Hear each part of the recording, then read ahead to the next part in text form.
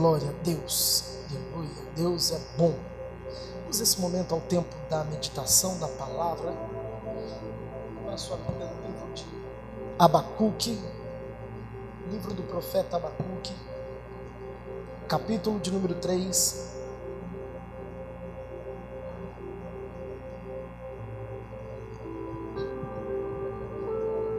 Livro do profeta Abacuque, capítulo de número 3.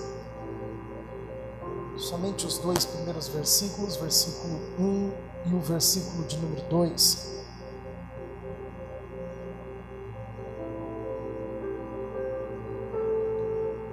Eu preciso de toda a sua atenção nesses minutos, que você se atente, desligue o celular, se desligue de tudo, de todas as coisas, que esse seja um momento de ouvirmos a voz do Senhor, que você nesse momento se situe em ouvir aquilo que Deus tem para realizar no nosso meio, aquilo que o Pai quer liberar aos seus filhos, amém? Esse é um tempo de nós ouvirmos a voz de Deus, sermos alimentados por aquilo que o Pai está liberando aos seus filhos, por aquilo que Deus está nos administrando para esse tempo. E o Senhor falou comigo muito forte desde o ano passado a respeito desse tema sobre avivamento. Quando nós falamos sobre avivamento, nós falamos sobre a oportunidade de revivermos em Deus uma nova expectativa, de atendermos aquilo que os céus está nos comunicando. Quando nós falamos a respeito de avivamento, nós nos falamos de reanimarmos, de nos levantarmos novamente para cumprirmos o propósito de Deus, para sermos a resposta de Deus para esse tempo. E o Senhor falou muito forte comigo para que nós iniciássemos o ano de 2021 ministrando a respeito disso, ministrando a respeito do que é viver em avivamento, do que é comunicar-se com os céus, do que é compreender aquilo que o Senhor tem para nós. No livro de Abacuque, capítulo de número 3, verso de número 1 e o número 2, hoje o tema da mensagem, nossa primeira mensagem será crises que precedem ao avivamento. Nos diz assim, a oração de Abacuque, oração do profeta Abacuque sob a forma de canto. Ouvi, Senhor, a tua palavra e temi. Aviva, ó Senhor, a tua obra no meio dos anos. No meio dos anos a notifica. Na ira, lembra-te da misericórdia. Amém? Vamos ler novamente? Oração do profeta Abacuque sobre a forma de canto. Ouvi, Senhor, a tua palavra e temi. Aviva, ó Senhor, a tua obra no meio dos anos. E no meio dos anos a notifica. Na ira, lembra-te da misericórdia. Feche os seus olhos nesse momento. Se conecte com o Pai. Fale com aquilo que o Senhor quer revelar ao seu coração. Diga, Senhor, o que o Senhor tem para trazer ao meu coração. O que o Senhor quer me ensinar nessa noite. Eu não quero vir só fazer um passatempo.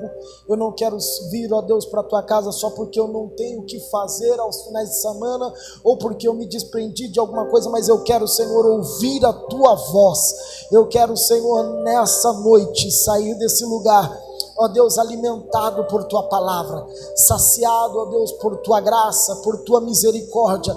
Eu quero discernimento, eu quero diretriz para os meus caminhos. Eu quero saber, ó Deus, quais serão, ó Deus, as trajetórias que eu preciso de tomar para que eu possa viver a boa, perfeita e agradável vontade do Senhor. Deus, revela a nós, ó Deus, os teus segredos. Revela, Senhor, aos nossos corações aquilo que o Senhor tem, para que sejamos alimentados, para que sejamos cuidados, para que sejamos sustentados por tua verdade, em nome de Jesus. Que a tua palavra seja, ó Deus, lançada aos nossos corações como uma semente, e ela possa germinar e gerar frutos a 30, a 60 e a 100 por um. Nós cremos em nome do teu Filho Jesus. Amém e amém. Amém.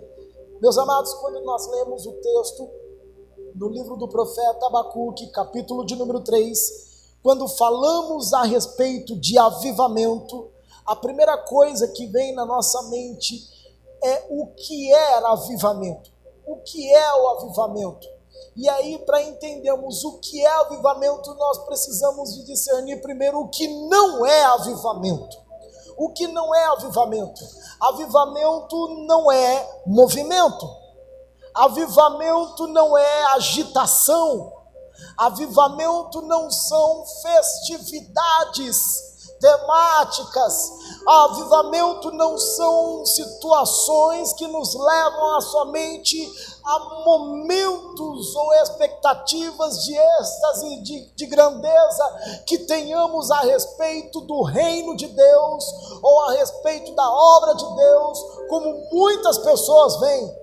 Avivamento não são reuniões ou cruzadas que se podem ser juntadas aí milhões e milhares de pessoas, como nós já vimos isso acontecer ao longo da história. Não, avivamento é a maneira pela qual Deus se revela aos seus filhos, a fim de nos impulsionar a um propósito, a uma só fé e a um só chamado. O avivamento nos impulsiona a termos em Deus aquilo que precisamos. O avivamento nos leva a conhecer quais são os segredos que estão guardados no coração do Pai para as nossas vidas. O avivamento nos leva e nos move a sermos reanimados, a cumprirmos aquilo que o Pai já depositou em nós antes da criação do mundo. Desde o momento em que você nasceu, desde o momento em que você foi gerado no ventre da sua mãe, Deus já tinha um propósito para você. Deus já tinha te escolhido para uma obra. Deus já tinha te escolhido para que você fosse feliz e frutífero sobre essa terra, para que você vivesse a bênção de Deus, a alegria do Senhor, para que você entendesse que Ele é acima de tudo e de todas as coisas, a herança que você necessita para que você possa dar continuidade ao reino de Deus nessa terra. Ou seja, todas as vezes que nós somos animados pelo Pai, reanimados pelo Pai, avivados pelo Espírito de Deus, nós voltamos à origem para entendermos daquilo pelo qual fomos gerados. Fomos gerados para que o nome do Senhor fosse e seja glorificado através das nossas vidas. Você não foi gerado para ser um problema. A sua vida não foi gerada somente para causar ou para ter circunstâncias de dificuldades na sua vida, ou circunstâncias que te levassem somente ao declínio. Não, Deus nos avivou para nos fazermos lembrar que Ele nos escolheu antes da criação do mundo, para que fôssemos assim vencedores em Cristo Jesus acima de todas as coisas. Duas coisas que nos traz o avivamento: ele reacende em nós a paixão por Cristo e a paixão por almas. Um dos precedentes de um grande avivamento são as crises. Geralmente elas se dão em 3 esferas. Primeiro, na esfera pessoal, sua identidade para com Deus. Momentos em que você entra em crise pessoal, sem saber o que você é, para aquilo que você foi gerado, ou qual é o propósito de Deus. Eu não sei se você já parou para se perguntar a respeito disso, sobre o que você é em Deus. Ou o segundo nível de crise, que é a crise ministerial. Para que é que eu fui chamado por Deus? Qual é o meu chamado no Senhor? Qual é o meu propósito em Deus? Para o que é que Deus quer de mim? O que é que Deus espera de mim? Quais são os planos que Deus espera de mim? O que é que Deus quer que eu faça? E a terceira esfera de uma crise é a crise nacional. Existe a crise pessoal, existe a crise ministerial e existe a crise nacional. Essa crise gera efeitos que fazem com que os profetas que estavam encurralados saiam para fora. É no tempo de crise que Deus faz os 7.000 que estavam escondidos aparecerem. É no tempo de crise que se levantam pessoas no meio da oração. Nunca se orou tanto no tempo de crise.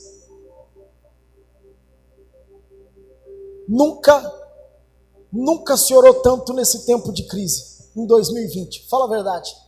Nunca se buscou tanto a Deus nesse tempo de crise. Mas a pandemia está vindo, mas está tendo recessão, as portas estão fechando, o comércio estão fechando, as coisas estão complicando, as coisas estão ficando difíceis. As pessoas se voltaram para Deus. Outras foram se afastando de Deus, porque o tempo de crise, ele é seletivo. É no tempo de crise que nós conhecemos quem serve e quem não serve a Deus. Quem realmente ama e quem não ama a Deus. Quem quer e quem não quer a Deus. Elias, ele se encontrou em um momento no livro de 2 Reis, capítulo de número 17, fala a respeito de um momento em que ele, fugindo de Jezabel, que queria matá-lo, ele se esconde numa caverna e começa a reclamar para com Deus, falando: Deus, como é que pode? Ela só quer a minha cabeça.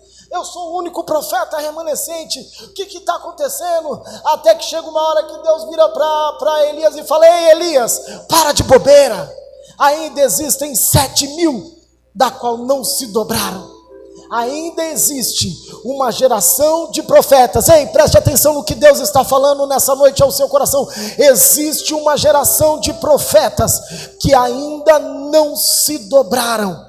Existe uma geração de homens e mulheres que ainda estão com os corações abertos e dispostos a ouvirem a voz de Deus, a obedecerem aos comandos do Senhor e a compreenderem o que Deus tem e quer para esse tempo. Se nós soubéssemos, se nós buscássemos e entendêssemos o que o Pai tem para nós, o que Deus tem para o nosso coração, o que o Senhor tem nos revelado para esse tempo, nós não perderíamos um minuto sequer com qualquer outra coisa desse mundo. Se nós entendêssemos, se você entendesse como Deus, ele tem algo poderoso para realizar na sua vida, você não deixaria com que nada e nem ninguém tirasse você do foco, do propósito do Pai. O grande problema aqui foi que Abacuque começou a questionar diretamente a Deus. O livro de Abacuque é um livro direcionado do profeta para com Deus. Ele começa a reclamar sobre a iniquidade de Judá. Quando chega-se a um estado de iniquidade, ele fala a respeito de uma profundidade de pecados. Não é somente um pecadinho, não é só uma falha, não é só um desvio moral, não é só um erro de corrupção da nação, mas fala a respeito de um estado de putrefação praticamente que a nação está vivendo com relação a Deus. Um momento em que Judá estava ímpio, estava desviado do propósito de Deus, desviado da graça e do favor de Deus, desviado da misericórdia de Deus, dos céus, da qual lhe oferecia tudo e todas as coisas. Judá havia se esquecido de Deus. E Abacuque naquele momento se levanta, num tempo desse de crise, num tempo desse de calamidade, e começa a questionar Deus, até quando o Senhor não vai voltar-se com juízo sobre Judá? Depois leia, são 3 capítulos somente nesse livro. Nós vamos só falar sobre ele nesse contexto dessa série de mensagens. E ele começa a dizer: Deus, quando que o Senhor vai vir com juízo sobre Judá? Quando que o Senhor irá se revoltar-se contra Judá? Quando que o Senhor vai se levantar em Judá e vai olhar para Judá e vai martirizar Judá? E Deus por 2 vezes responde a Abacuque, dizendo a Abacuque: ei, Abacuque, não se preocupa, porque contra Judá, quem vai julgar Judá será a Babilônia. E eu comecei a questionar o Senhor e a dizer: Deus, por que isso? Sabe por quê? Porque antes de vivermos um grande avivamento, só um confronto de crises para nos alinhar no altar do Senhor. Ei, sabe quem Deus vai levantar para poder te alinhar num tempo de crise? São pessoas que você tanto assim rejeita. Ah, não, fulano não, mas fulano é um problema para mim, Senhor. É ele. Provérbios capítulo 27, verso 17 diz: assim como o ferro afia o ferro, o homem afia outro homem. Assim como o ferro afia o ferro, o homem afia outro homem. Sabe quem Deus fez para poder alinhar o altar? Deus levantou Babilônia para poder alinhar Judá. Babilônia era pior do que Judá. Se Babilônia estava desviada, se Judá estava desviado do propósito de Deus, Babilônia estava 10 vezes mais. Isso gerou no coração de Abacuque uma revolta. Falou: Deus, como é que pode Babilônia querer alinhar a Judá? E aí o Espírito de Deus começou a falar no meu coração: sabe o que acontece? A questão não é o tempo da crise. A questão não é aqueles que fazem ou que vão ser levantados para alinhar-nos no tempo da crise.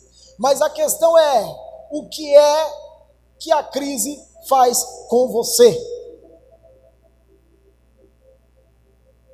O que é que a crise faz com você? Ou o que é que você faz com a crise? Aí está o X da questão. Será que no tempo de crise você paralisa, ou no tempo da crise você avança? Será que no tempo de crise você murmura, você reclama, você volta para trás, ou no tempo da crise você se move em Deus? Nesse ano de 2020, o que nós ouvimos e vimos de notícia de pessoas, de empreendedores, de comerciantes, de empresários, de profissionais liberais que se reinventaram em 2020, tiveram que se levantar. Sabe qual foi a questão? Ou a crise te engole, ou você engole a crise. De 2 a 1. Quais são os moveres, quais são as suas ações no meio da dificuldade? Se todas as vezes do momento em que eu estiver vivendo a tempestade da minha vida, eu voltar e começar a chorar, a me lamentar, e não levantar-me para poder reconstruir e avançar, eu vou ficar paralisado no tempo e sempre vou arrumar um bode expiatório. Alguém vai ser o meu problema, alguém vai ter que ser a causa das minhas dificuldades, alguém vai ter que ser a causa dos meus problemas e das minhas crises. É fácil apontar para alguém. Sabe o que aconteceu com Neemias? Neemias, no tempo em que Jerusalém estava com as portas derrubadas, queimadas, os muros derrubados, as portas foram queimadas, o povo havia perdido toda a sua estrutura de cidade.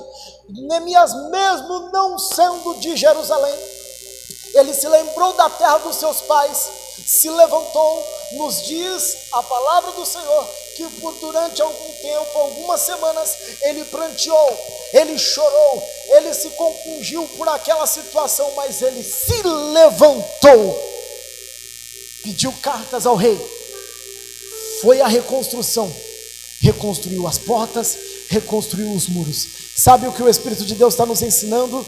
É que no meio das crises, quem decide se vamos fraquejar ou se vamos nos levantar, somos nós mesmos. As nossas ações definirão o que é e o que poderemos fazer. É no meio da crise que o Senhor sinalizará a você os caminhos que você precisa de trilhar. Moisés, diante do mar vermelho, questiona a Deus: Senhor, estamos aqui diante do mar, e agora para onde vamos? Livro de Êxodo, capítulo 14. Vamos para frente, vamos para trás, vamos para cima, vamos para baixo, para onde nós vamos, Senhor, e agora? E aí Deus vira para Moisés e fala: ei, Moisés, por que clamas a mim? Diga ao meu povo que marche. Sabe o que é que Moisés queria? Queria um aval de Deus para aquilo que ele já sabia que tinha que fazer. A realidade é essa. Porque a resposta que você precisa de Deus já está à sua disposição, na medida que você corresponde a Deus com as suas atitudes. O que Moisés fez? Marchou. Qual era a garantia dele que teria o mar aberto? Nenhuma. Mas ele agiu, e na ação dele o milagre aconteceu. Porque Deus não falou para ele assim: ei, Moisés, faz o seguinte, vai marchando que o mar vai se abrir. Não, Deus só deu uma ordem: diga ao meu povo que marche. E ele foi marchando. Eu até acredito, com a minha mente santificada, que os primeiros passos eles pisaram nas águas. Pisou na beirinha e veio. E alguns tentaram até: mas Moisés está ficando doido, esse velho está ficando gaga, o que vai acontecer? Mas ele foi, no meio do mar, ele foi pisando até que o vento abriu o mar. Até que o Senhor fez com que o milagre viesse sobre ele. Até que a resposta dos céus viesse sobre ele. As crises norteiam a rota do avivamento. As crises são testemunho da nossa vida em direção ao milagre. Deus vai destravar uma chave dentro de você que irá te levar à compreensão de todo o planejamento dos céus. Portanto, não se desespere no tempo de crise. Entenda como Deus está fluindo ao teu favor. Compreenda como Deus está movendo ao seu favor. Compreenda quais são os segredos que Deus está liberando para você no tempo de crise, no tempo de dificuldade, no tempo de angústia. Ei, tem coisas que Deus está fazendo para você, que é para você entender. No tempo da crise, entenda o que Deus está fazendo. Existem pessoas que Deus tira do nosso círculo de convivência por amor a nós. Existem pessoas e coisas que Deus nos arranca, que no momento a gente não entende, que no momento a gente fica desesperado, que no momento a gente entra em choque com a nossa mente. Mas entenda que é Deus movendo porque Ele te ama. Existem crises que acontecem no nosso meio que não é para o nosso desespero, é para nós entendermos qual é a trajetória de Deus, qual é o meio pelo qual Deus está sinalizando, qual é a forma pelo qual Deus está fazendo, está fluindo sobre nós.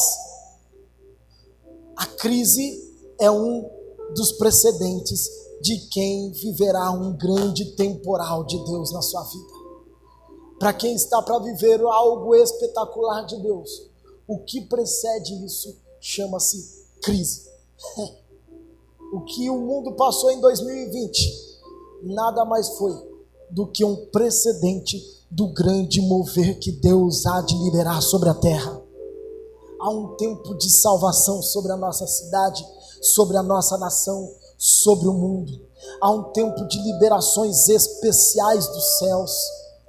Isso, sabe que é uma pequena nuvem, como Elias viu lá, é uma pequena nuvem do tamanho da mão de um homem. A crise é uma pequena nuvem que sinaliza o grande temporal de Deus, que sinaliza a grande chuva que Deus há de liberar. É por isso que o apóstolo Paulo, no livro de 2 Coríntios, capítulo 4, verso 17, fala assim: olha, a nossa leve e momentânea tribulação só trará para nós um eterno peso de glória. O que nós estamos passando, a nossa pequena, a nossa momentânea tribulação, somente nos ensinará o quanto Deus tem preparado para nós de bênçãos da boa perfeita e agradável vontade dos céus. Guarde e grave 3 coisas na sua vida. 3 segredos especiais dos céus. O primeiro deles: a crise não vem para te matar, mas para revelar a vontade de Deus para você. A crise não é para te paralisar, mas é para revelar qual é o projeto de Deus para você. Portanto, tenha discernimento espiritual para você entender que no momento de crise, no momento da tempestade, no momento das adversidades, Deus está te sinalizando algo bom, para que você possa crescer, para que você possa avançar. A crise não vem para atrapalhar. Segundo segredo: a crise não vem para atrapalhar, mas sim para alinhar e revelar quem é e quem não é, quem serve e quem não serve. É a crise que revela. Ei, você acha que a crise paralisou alguém de servir a Deus? Você acha que a crise afastou alguém? Você acha que o fato... Nós ficamos com a igreja fechada por quase 5 meses.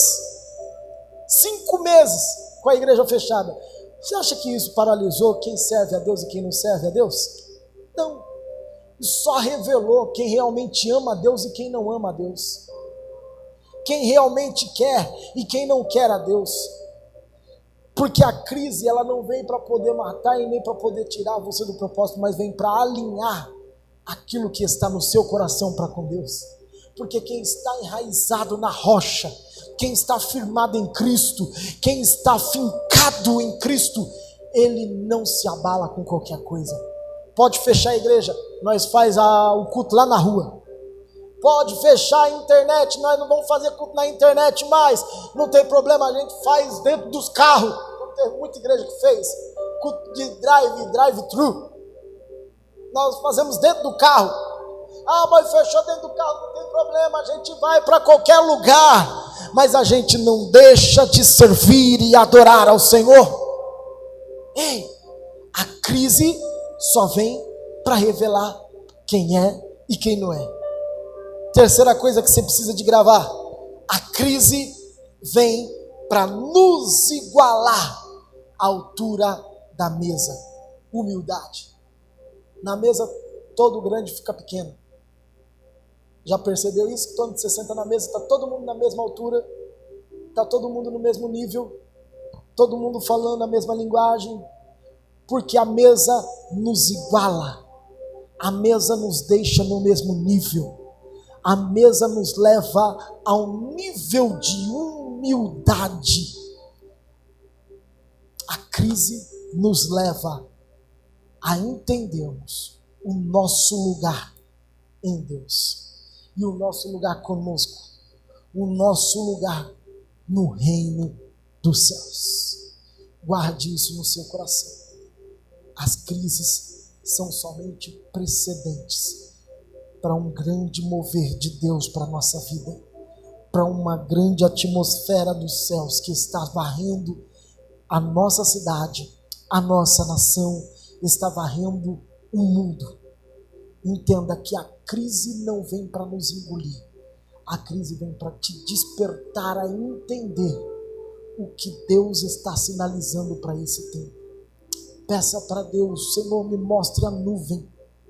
Aonde está a pequena nuvem, Senhor, no meio do caos? Talvez eu não estou conseguindo ver. Sabe que às vezes você não consegue, não estou conseguindo ver. Às vezes a crise é tão grande que você não consegue ver o que está ocorrendo, como Deus está querendo trabalhar. E você fica perturbado, dizendo: Deus, e agora? O que eu vou fazer, Senhor? O que eu vou fazer? Pare, tranquilize a sua alma, entenda quais são os moveres e os caminhos que Deus está traçando e trilhando para você, para que você possa compreender a boa, a perfeita e a agradável vontade de Deus, mesmo em meio à crise. Se coloque de pé nesse momento, eu quero orar por você.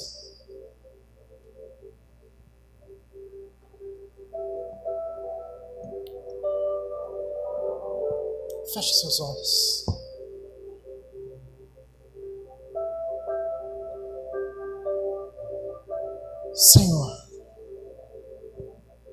Nos ensina-nos, ó Pai, nessa noite.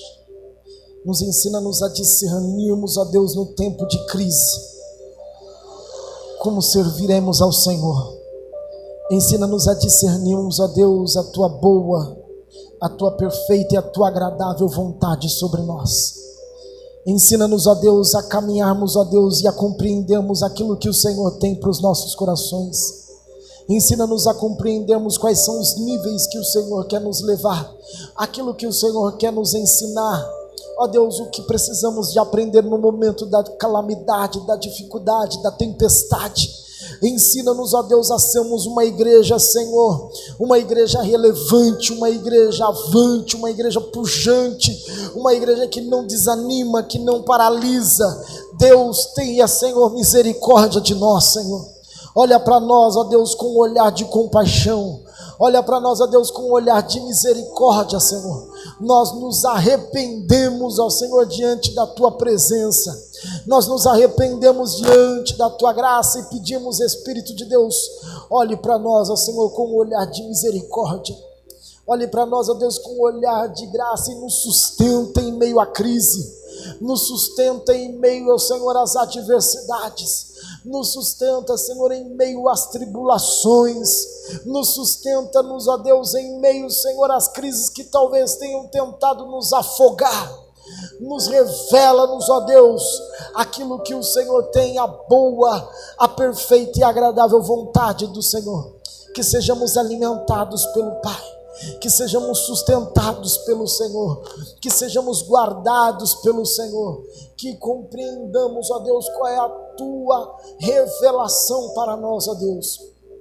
Fale conosco, continue nos ensinando, que nesta semana, ó Deus, nós possamos nos reinventar e aprender e vivermos aquilo que o Senhor tem para nós, que a Tua boa, perfeita e agradável vontade, ó Deus, seja fiel e contínua sobre as nossas vidas. Nós te pedimos, ó Deus, a Tua bênção sobre cada um dos Teus filhos nesse lugar. Que a graça do Senhor seja, ó Deus, abundante sobre cada vida. Que eles vivam uma semana extraordinária de milagres dos céus. Nós declaramos, ó Deus, a vida do Senhor, o zoe, o sopro do Teu Espírito, ó Deus, sobre cada casa, sobre cada vida, sobre cada família aqui representada, em o nome de Jesus. Amém e amém. Graças a Deus. Aleluia. Glória a Deus. Guarde essa palavra no seu coração. Guarde essa pequena mensagem na sua alma. Que as crises não possam te parar, mas que sejam um precedente de um novo tempo de Deus para você, de uma nova chamada dos céus, de uma nova dimensão do Espírito Santo para você. Que você possa realmente viver o melhor de Deus na tua vida, em nome de Jesus.